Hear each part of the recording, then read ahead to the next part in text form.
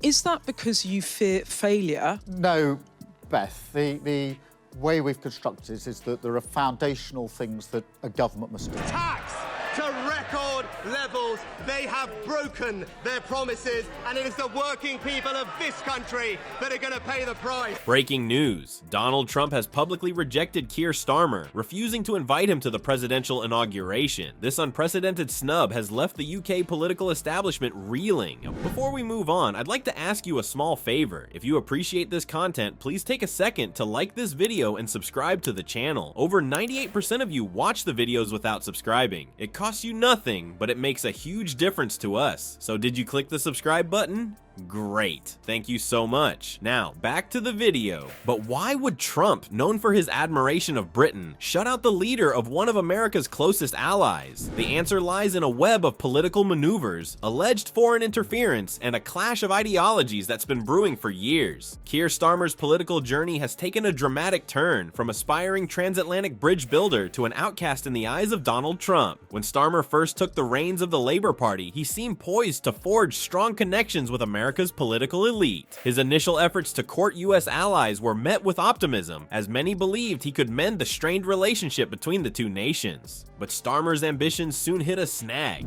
Has the time not come, Prime Minister, to prescribe what is so obviously a terrorist organization? And Cheney was behind it, and so was Benny Thompson and everybody on that committee. During the heated US election, Labor made the controversial decision to throw its support behind the Democrats. This move, while perhaps well-intentioned, proved to be a massive miscalculation. Trump supporters and British conservatives were quick to voice their outrage, accusing Starmer of meddling in foreign affairs and betraying the UK's interests. The backlash was swift and severe. Social media platforms erupted with criticism, with hashtags like Starmer the Traitor trending for days. Conservative MPs in Parliament seized the opportunity to paint Starmer as an out-of-touch elitist more concerned with pleasing foreign powers than serving his own constituents. The Labour leader found himself caught in a political maelstrom, struggling to defend his actions while simultaneously trying to maintain his credibility on the international stage. As the controversy raged on, political analysts began to question the wisdom of such overt foreign political involvement.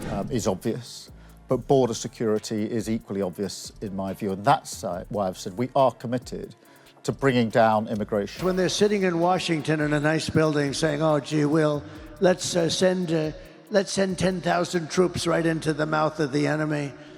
But she's a stupid person. Many pointed out the dangers of aligning too closely with one side in another country's electoral process, especially given the unpredictable nature of international relations. Starmer's misstep served as a stark reminder of the delicate balance required in diplomacy, where even well-meaning gestures can have far-reaching consequences. The situation reached a boiling point when Trump's campaign team issued a scathing statement accusing Starmer of blatant foreign interference in the US election. This accusation carried weight, not just in America, but back in the UK as well. Suddenly, Starmer found himself fighting battles on multiple fronts, his political capital rapidly diminishing. As if the international fallout wasn't enough, Starmer's domestic troubles began to compound.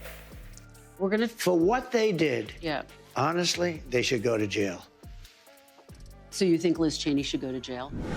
And in doing so, not just do the right thing, but maybe mend some fences between this government and the incoming. His handling of various internal Labour Party issues came under scrutiny, with critics arguing that his focus on international relations had caused him to neglect pressing matters at home. The opposition seized upon this narrative, portraying Starmer as an ineffective leader more interested in globetrotting than addressing the concerns of everyday Britons. As Starmer's domestic troubles mounted across the pond, Donald Trump was nursing a growing sense of betrayal. Initially, the former US president had been open to working with the Labour leader, seeing potential for a productive relationship despite their ideological differences. But as time went on, Trump's frustration with Starmer's policies and public statements began to simmer. Trump's worldview has always centered on loyalty, and in his eyes, Starmer had committed the cardinal sin of political treachery. The Labour leader's support for Trump's rivals during the US election wasn't just a policy disagreement, it was a personal affront. Trump's allies whispered of a sour taste left in the president's mouth, a bitter resentment that grew with each perceived slight. She's a radical war hawk.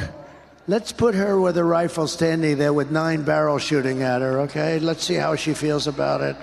You know, when the guns are trained on her face. Is considering preemptive pardons for some of the people who have clashed with Mr. Trump, including Senator-elect Adam Schiff, Dr. Anthony Fauci, and former Congresswoman Liz Cheney. The tweets started rolling in, each one more scathing than the last. Trump's social media tirades against Starmer became a regular occurrence, painting the labor leader as an enemy of the people, a globalist elite out of touch with the common man.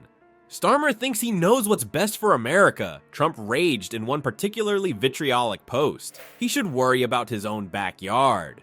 But it wasn't just Trump. His inner circle too began to view Starmer as persona non grata. In private meetings and public statements alike, Trump's allies expressed their growing frustration with the labor leader's stance on key issues. They saw Starmer's policies as a direct challenge to Trump's vision for America and the world. As the inauguration approached, speculation ran rampant about who would make the cut for the guest list. Political pundits and journalists alike wondered, would Trump extend an olive branch to Starmer, or would he use this moment to send a clear message? I said, well, I'm going to do it whether the women like it or not. I'm going to protect them.